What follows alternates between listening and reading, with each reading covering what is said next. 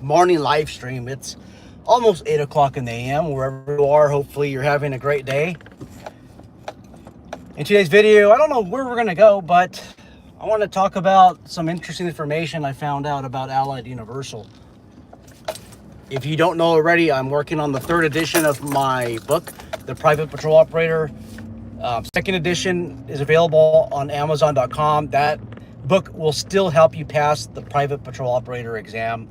On the third edition, there's very little revisions I'm doing on the practice exam. So if you need some practice material right now and you can't wait until like end of January, February-ish, I highly recommend that you buy that book on Amazon. Anyhow, I'm doing some revisions, and I just found out some more information about Assembly Bill 229. This is basically your bill that overhauls the private security industry in California. And what I found out, like the whole reasoning for the bill, is that in 2019, at the Golden One Basketball Center in Sacramento, California, there was one individual. His name was Mario Matthews, and he trespassed, and he was acting erratically while entering the basketball court. He was approached by a pair of Allied Universal, remember Allied Universal, private security officers.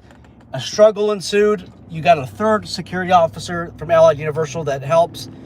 And allegedly one of the officers places his knee on the back of his neck, on Mr. Matthews' neck, and the other places pressure on his back area. The cause of death, this person was transferred custody to the local police department where Matthews died in their custody. Anyhow, the coroner found out, or the coroner's findings is basically he died from, I think it was like methamphetamine, excited delirium, for lack of better terms. You can't use that term in California anymore if you're writing a police report. Like, legally, you can't use that term anymore, excited delirium, even though that's what it probably is. And then the third reason was it was asphyxiation. No, wait a minute. It was restraint. So there was like three reasons that contributed to the cause of death. I don't believe that those security officers were charged. I don't think that the police officers were charged. They basically just took custody of the prisoner and then ended up dying in their custody. So I want to make it clear that this was an Allied Universal case. I'm not throwing those security officers under the bus. I'm just saying that the whole reasoning for AB, like the major reason, was because of that incident.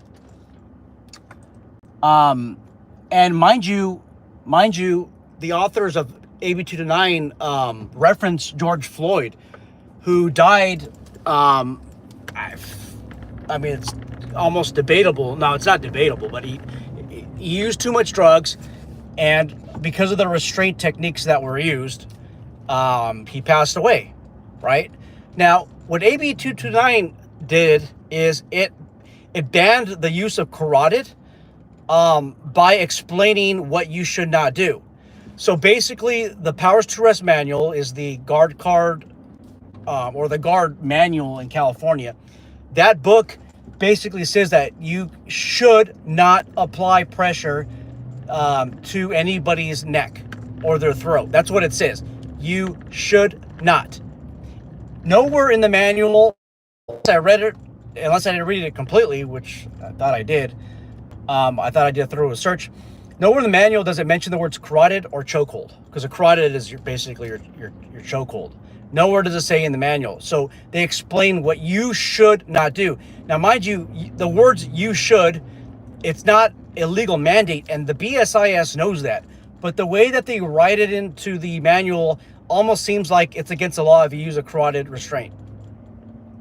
So, I guess the next question is, can you use a carotid restraint? Yes, you can, but I personally would not, and professionally would not want to use a technique that runs against the suggestions of a state manual. That you're not going to get too far in court if you're going to go against the manual that suggests that you should not use, you should not apply pressure to the neck or the throat.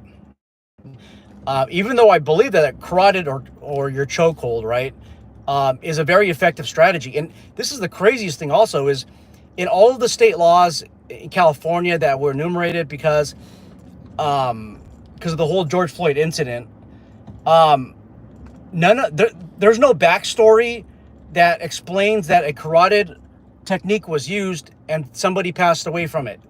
Nowhere in any of the bill analysis have I read that, because it was basically a technique that was effective, and severe injury and death was rare. Now, I've never used a carotid in real life, even though I was trained in the basic police academy in 2001 to use it. I never used it. I know a guy that used it 3 times. Now, obviously, this is an anecdotal story, but he used it like 3 times in like 1 year.